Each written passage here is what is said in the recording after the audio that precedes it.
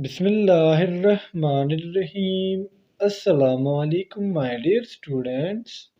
This is me, Bilal Ahmad, and you are watching my YouTube channel All Pak Forces.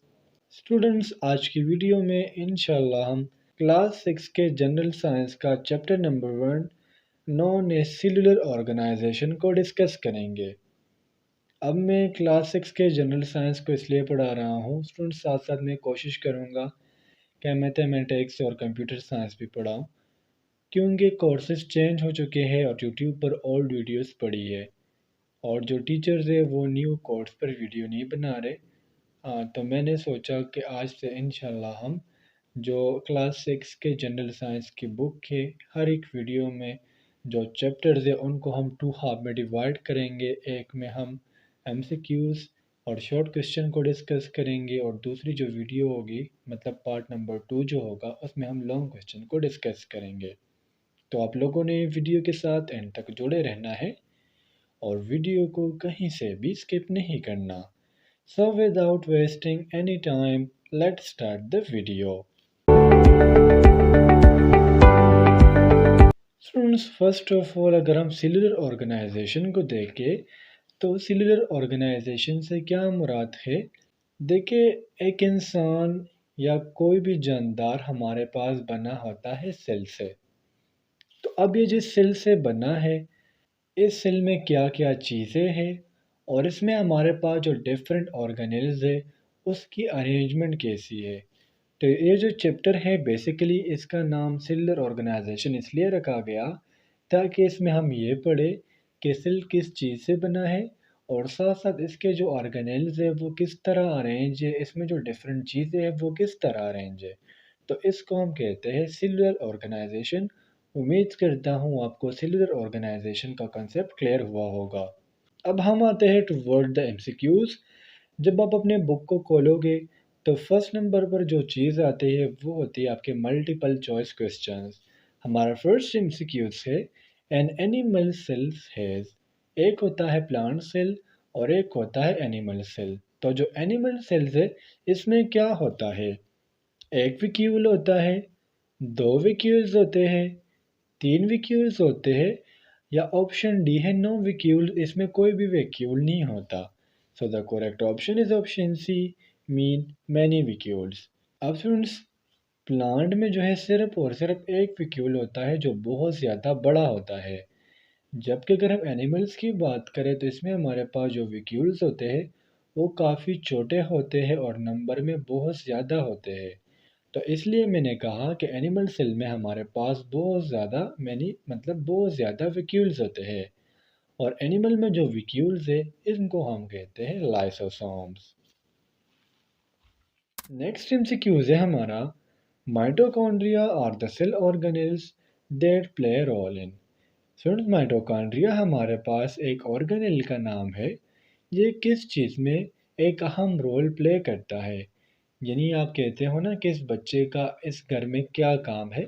तो आप mitochondria को as a child consider कर सकते हो कि माइटोकॉन्ड्रिया, देखिए सेल को आप कंसिडर करो कि ये एक घर है और माइटोकॉन्ड्रिया इसमें एक बच्चा है।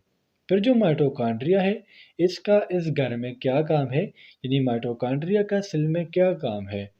So the correct option is option C, mean producing energy from food. Mitochondria का काम ये है कि जो फूड हमने खाया है उसके डिफरेंट साइट्स पर ब्रेक डाउन होगी और जब इस फूड की तोड़ फोड़ होगी तो उससे हमारे पास एनर्जी प्रोड्यूस्ड होगी। एमसीक्यूज है हमारा, क्रोमोसोम्स आर प्रेजेंट इन। देखिए स्टूडेंट्स, क्रोमोसोम हमारे पास क्या है, जब डीएनए और साथ साथ हमारे पास हिस्टोन प्रोटीन कंबाइन होते हैं तो इसको हम कहते हैं क्रोमोसोम। अब क्रोमोसोम के डिटेल में मैं नहीं जाऊंगा क्योंकि 6 स्टैंडर्ड है और 6 स्टैंडर्ड में इतना ज़्यादा डिटेल नहीं होता। और क्रोमोसोम हमारे पास प्रेजेंट होते हैं न्यूक्लियस में, यानी option B is the correct here. Next MCQs है हमारा, cell membrane is composed of. Students, membrane कहते हैं पर्दे को और सेल मीन हलिया, यानी हलिये का जो पर्दा है वो किस चीज़ से बना है। तो सेल का जो मेम्ब्रेन होता है ये किस चीज़ से बना होता है? ये बेसिकली बना होता है प्रोटीन्स और लिपिड्स से। यानी जब लिपिड्स और प्रोटीन्स ये आपस में कंबाइन होंगे तो ये हमारे पास सेल का पर्दा यानी सेल मेम्ब्रेन बनाएंगे। नेक्स्ट एमसीक्यूज है हमारा chlorophyll is a pigment whose colour is. Students, pigment हम कहते हैं कलर कंपाउंड्स को, यानी जिस चीज़ का कलर होता है हम कहते हैं कि हमारे पास पिगमेंट है। और क्लोरोफिल हमारे पास एक पिगमेंट का नाम है जिसका कलर होता है ग्रीन, यानी option D is the correct here. ये लीफ में प्रेजेंट होता है, यानी क्लोरोफिल पत्ते में प्रेजेंट होता है और इसके ज़रिए जो पौधे होते हैं ये अपना खुराक तैयार कर सकते हैं। एक्सक्यूज नंबर 6 है हमारा human skin is made of. सुन, जो इंसान का जल्द होता है, अगर आप अपने हाथों को देखो तो इसके ऊपर ये जो जल्द है इसको हम कहते हैं स्किन, और ये बना होता है एपिथेलियल टिश्यू से, यानी option D is the correct here. MCQ से हमारा oxygen is carried from lungs and supplied to the whole body by. यानी स्टूडेंट्स, जो ऑक्सीजन है ये लंग्स और पूरी बॉडी को कौन सप्लाई करता है? So the correct option is option B, mean red blood cells. सुन, रेड ब्लड सेल हमारे पास जो खून है इसमें हमारे पास एक किस्म के हलिये है जिसमें एक पिगमेंट होता है हेमोग्लोबिन, और इसके ज़रिए जो ऑक्सीजन है ये पूरी बॉडी में फैलता है, पूरी बॉडी को पहुंचता है। नेक्स्ट एमसीक्यू से हमारा site for respiration in a cell is. देखिए स्टूडेंट्स, आपने फूड खा लिया, या अगर हम प्लांट्स की बात करें तो उनमें जो अमल होता है उनको हम कहते हैं ज़ियात लीफ। जब सूरज की रोशनी पत्ते पर पड़ती है तो इसके ज़रिए प्लांट्स अपने लिए खुराक तैयार करते हैं। अब ये जो खुराक प्लांट्स ने तैयार किया, अब इससे प्लांट्स को एनर्जी भी तो चाहिए होगी ना। तो ये जो प्लांट्स है, जब ये फूड की जो खुराक इन्होंने तैयार किया, जब इन खुराक की तोड़ फोड़ करेंगे तो ऐसे अमल को हम कहते हैं रिस्पायरेशन। और एनिमल सेल्स में या प्लांट सेल्स में रिस्पायरेशन जिस जगह पर होती है उसको हम कहते हैं माइटोकॉन्ड्रिया, यानी option D is the correct here. मैंने हमारा water is conducted from roots to leaves by. यानी स्टूडेंट्स, एक प्लांट है जो पूरा का पूरा ज़मीन पर लगा हुआ है। तो आपने देखा होगा कि प्लांट कितना हरा भरा होता है और जब इसको पानी नहीं मिलता तो वो खराब हो जाता है। तो अब प्लांट्स को जो है पानी कौन देता है? वो देता है रूट्स, यानी जो पौधे की जड़ें होती है वो ज़मीन के अंदर होती है और पूरे पौधे को पानी दे रही होती है। तो ये किसके ज़रिए? बेसिकली ये जाइलम के ज़रिए। रूट्स में हमारे पास कुछ स्पेशलाइज्ड किस्म के टिश्यूज़ होते हैं, कुछ सेल्स होते हैं, और इन टिश्यूज़ इन सेल्स को हम कहते हैं जाइलम। और इन जाइलम के ज़रिए क्या होता है, वाटर जो है पूरे प्लांट को कंडक्ट किया जाता है। लेट्स सपोज आपके घर जो है 3 मंजिलों का है। नीचे आपका जो घर है उसमें आपने बोर किया हुआ है पानी का, और नीचे से आप लोग जो है नलके से पाइप को अटैच करते हो और जो आपके ऊपर पड़ोसी है आप उसको पानी देते हो। तो आपका घर काम कर रहा है रूट्स का, और जो आपने पाइप लगाया हुआ है अपने पड़ोसियों को पानी दे रहे हो, तो ये ऐड कर रहा है एज इन जाइलम। ये जस्ट आप लोगों को समझाने के लिए मैंने ये एग्जांपल ली है। नेक्स्ट एमसीक्यू से हमारा kidneys perform function related to. यानी हमारे जो गुर्दे होते हैं जो हमारे बैक साइड पे प्रेजेंट होते हैं, इनका काम क्या है? So the correct option is option D, mean excretory system. Students, excretion हम कहते हैं जब हमारे बॉडी में कोई वेस्ट मटेरियल आ जाए, जब हमारी बॉडी में कोई फालतू चीज़ आ जाए तो उसको बॉडी से निकालना किसका काम है? ये काम है किडनीज का। चैप्टर नंबर 1 सेलुलर ऑर्गेनाइजेशन में हमारे पास टोटल 10 एमसीक्यूज थे और कुछ शॉर्ट क्वेश्चंस है जो अभी मैं आपको समझाऊंगा। जो फर्स्ट शॉर्ट क्वेश्चन है, name the cell organelle that control the whole cell activity. उस ऑर्गेनेल का आपने नाम बताना है जो पूरे सेल के एक्टिविटी को कंट्रोल करता है। तो इसका जो आंसर है वो ये है, nucleus is the cell organelle that control the whole cell activity. आपने करना क्या है, नेम को आपने हटा लेना है, आपने इधर लिखना है न्यूक्लियस, और फिर न्यूक्लियस के बाद आपने सिर्फ और सिर्फ इज लगा लेना है। तो ये आपका बन जाएगा आंसर। आपने बताना है कि न्यूक्लियस हमारे पास हमारे सेल का एक कैसा ऑर्गेनेल है जो सेल के तमाम एक्टिविटी को कंट्रोल करता है। बच्चों के लिए सिर्फ और सिर्फ यहाँ तक क्वेश्चन कंप्लीट हो गया।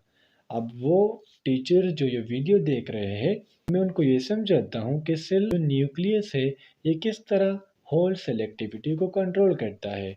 बेसिकली अगर हम अपने सेल के न्यूक्लियस को देखें तो यहाँ पर हमारे पास क्रोमोसोम्स होते हैं और क्रोमोसोम्स बने होते हैं DNA plus histone proteins. DNA में हमारे पास जीन्स होते हैं और किसी भी ऑर्गेनिज्म की एक्सप्रेशन किसी भी सेल को अगर हमने कंट्रोल करना हो तो उसके लिए जो ज़रूरी चीज़ है वो है जीन्स। तो इसलिए मैंने कहा कि जो सेल का न्यूक्लियस है ये हमारे पास सेल का जो सारी एक्टिविटी है वो कंट्रोल करता है। नेक्स्ट क्वेश्चन है हमारे पास, write the function of blood in human body.